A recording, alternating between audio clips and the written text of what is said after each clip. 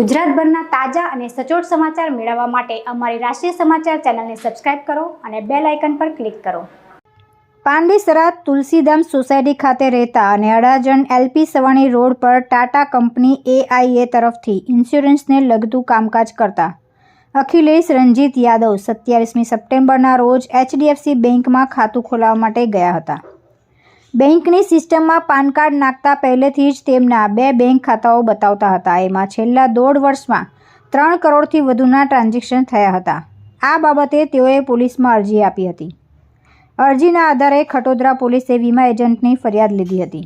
પોલીસે HDFC બેંકના senior branch sales manager Sandeep Gumanmal Rakhecha અને માર્કેટમાં કુર્તીનો વેપાર કરતા અને મુખ્ય સૂત્રધાર રજત સંજય સેઠિયાની સામે ગુનો નોંધી ધરપકડ કરી છે.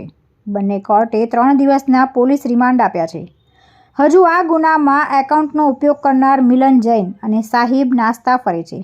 આરોપીઓ દ્વારા આ રીતે અન્યના એકાઉન્ટનો શું દુરુપયોગ કર્યો તે અંગેની વધુ તપાસ ચાલી રહી છે.